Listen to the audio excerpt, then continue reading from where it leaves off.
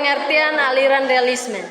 Realisme adalah reaksi terhadap abstrak realitas dari idealisme. Titik berangkat realisme adalah objek dalam perasaan kita secara independen.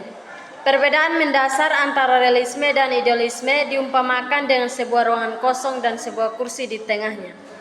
Dalam pandangan realisme, kebendaan tidak terlepas dari kenyataan sebuah kursi itu ada atau tidak ada. Kursi itu terlihat ada berarti ada benda berbentuk kursi. Kalau kenyataan kursi itu tidak terlihat berarti ada benda berbentuk kursi. Ini berarti materi bebas dan pikiran kebenaran tinggal di dunia di sekitar kita. Realisme merupakan musuh humanisme dan bertambah majunya bahasa-bahasa di Eropa, bahasa Latin ditiadakan sebagai bahasa kaum terpelajar. Francis Bacon menemukan metode saintifik untuk hal mengajar. Yang kedua, tokoh-tokoh aliran realisme. Beberapa tokoh beraliran realisme antara lain Aristoteles, John Amos Comenius, William McCluskey, Francis Bacon, John Locke, Galileo, David Hume, dan John Stuart Mill. Dalam metode aliran realisme, ada setidaknya dua bentuk realisme yang jelas dan berarti yang memerlukan perhatian individu, yaitu realisme primitif dan realisme akal sehat. Yang pertama, realisme ekstrim atau primitif. Eksposisi cara paling alamiah dan sederhana untuk menginterpretasikan hubungan antara subjek dan objek adalah dengan memahami setiap objek yang di dalamnya secara tidak terpengaruh pengamat manapun. Realisme akal sehat sepakat dengan realisme ekstrim atau primitif bahwa objek-objek fisik tidak tergantung pada pikiran atau berada di luar pikiran. Walaupun objek-objek itu secara langsung dan seketika dapat diobservasi oleh pikiran, hal-hal yang membedakan dua pandangan ini adalah pemahaman realisme akal sehat tentang objek yang tidak nyata, yang khayal atau yang merupakan halusinasi. Persepsi semacam ini bersifat subjektif dan objek-objeknya seluruhnya terdapat dalam pikiran. Yang ketiga, tujuan pendidikan. Filsafat pendidikan realisme memiliki tujuan untuk mengembangkan kemampuan intelektual peserta didik agar mampu menyesuaikan diri dalam kehidupan dan melaksanakan tanggung jawab sosial. Selain itu, pendidikan juga berfungsi untuk mempersiapkan peserta didik agar dapat melaksanakan tanggung jawab sosialnya. Prinsip dari filsafat pendidikan realisme antara lain adalah memberi perhatian para peserta didik sebagaimana adanya, serta menekankan pentingnya keterampilan peserta didik dalam menyesuaikan diri dengan realitas tujuan. Demikian, realitas pendidikan bertujuan untuk mempersiapkan peserta didik agar menguasai pengetahuan yang berguna, menyesuaikan diri dalam kehidupan, dan melaksanakan tanggung jawab sosial. Yang keempat, kurikulum. Dalam aliran realisme menggunakan kurikulum komprehensi.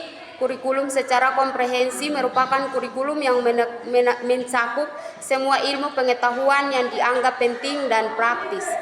Kurikulum ini dirancang untuk memberikan pengalaman belajar agar menyeluruh dalam berbagai aspek perkembangan dan mencakup rencana pembelajaran, metode pengajaran, materi pengajaran, serta penilaian hasil belajar.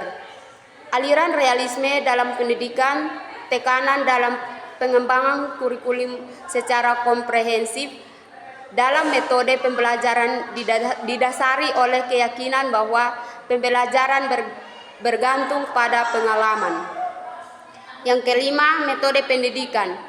Pendidikan dilaksanakan dan mempertahankan pengalaman baik langsung maupun tidak langsung.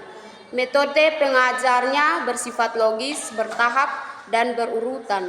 Artinya metode pengajaran tidak dilaksanakan secara acak, melainkan memiliki tahapan prosedur harus diterapkan. Pembiasaan merupakan metode utama yang digunakan dalam filsafat pendidikan realisme, antara lain melalui stimulus respon yang dirumuskan oleh pendidik. Misalnya, dengan memberikan reward apabila peserta didik menunjukkan perilaku yang diharapkan. 6. Kedudukan peserta didik. Aliran filsafat realisme dalam pendidikan menempatkan peserta didik dalam posisi yang tekanan pembentukannya agar mampu melaksanakan tanggung jawab sosial dalam masyarakat. Beberapa dampak dari aliran realisme mencakup kurikulum yang dikembangkan secara komprehensif, metode pembelajaran yang didasari oleh keyakinan bahwa pembelajaran bergantung pada pengalaman, serta tujuan pendidikan untuk membantu manusia mencapai kebahagiaan dan mengembangkan kecerdasan, rasional, dan keterampilan sosial yang baik. Peserta didik diharapkan untuk menguasai ilmu yang diajarkan, taat pada peraturan, disiplin dalam aspek mental dan moral.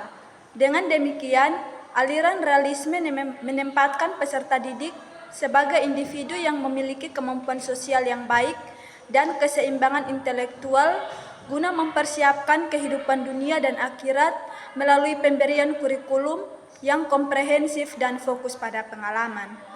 7. Peran guru. Peran guru dalam pendidikan realisme adalah sebagai fasilitator, memberikan serangkaian ide dasar, dan kemudian memberikan kesempatan kepada siswa untuk mempraktekkan subjek atau topik yang diajarkan. Guru juga berperan sebagai pendidik unggul yang menjadi teladan dan panutan bagi siswa. Dalam aliran realisme, guru bertanggung jawab untuk membentuk lingkungan pendidik yang baik bagi siswa, serta membantu siswa mencapai tujuan pendidikan yang meliputi pengembangan bijaksana, rasional, dan keterampilan sosial yang baik. 8. Sumbangsi aliran realisme dalam pendidikan agama Kristen. Aliran realisme dalam pendidikan menyumbangkan beberapa aspek penting bagi pengembangan peserta didik. Berikut adalah beberapa sumbangsi yang diberikan oleh aliran realisme, yaitu yang pertama, pembentukan peserta didik agar mampu melaksanakan tanggung jawab sosial dalam masyarakat dan mengembangkan keterampilan sosial yang baik. Yang kedua, memberikan serangkaian ide dasar kepada siswa dan memberikan tanggung jawab sosial untuk mempraktekkan subjek atau topik yang diajarkan. Yang ketiga, menjadi teladan dan panutan bagi siswa dalam pendidikan. Dalam melakukan peran-peran dalam pendidikan, aliran realisme menekankan pada pembentukan peserta didik atau mampu menjawab tanggung jawab dan mengembangkan keterampilan sosial yang baik. Guru bertanggung jawab untuk membentuk lingkungan pendidikan yang baik bagi siswa dan membantu mereka mencapai tujuan pendidikan. Yang kesembilan, implikasi aliran realisme dalam PAK. Beberapa implikasi aliran realisme dalam pendidikan agama Kristen antara lain. Yang pertama, penggunaan metode pembelajaran yang logis dan beruntun. Yang kedua, peringatan pemahaman konsep. Yang ketiga, penerapan nilai-nilai agama dalam kehidupan sehari-hari. Kesimpulan dari paparan di atas dapat disimpulkan bahwa realisme berpendapat hakikat realisme adalah terdiri atas dunia fisik dan dunia rohani. Realisme membagi realitas menjadi dua bagian, yaitu subjeknya menyadari dan mengetahui di suatu pihak dan di pihak yang lain adanya realitas di luar manusia yang dapat dijadikan sebagai objek pengetahuan manusia. Aliran realisme adalah aliran filsafat yang memandang bahwa dunia materi di luar kesadaran ada sebagai suatu yang nyata dan penting untuk kita kenal. Dengan mempergunakan inteligensi, segala yang diamati oleh panca indera kita adalah suatu kebenaran. Pengaruh aliran realisme dalam pendidikan, kemampuan dasar dalam proses kependidikan yang dialami lebih ditentukan perkembangannya oleh pendidikan atau lingkungan sekitar karena empiris pengalaman pada hakikatnya membentuk manusia. Sekian dari hasil presentasi kami. Terima kasih.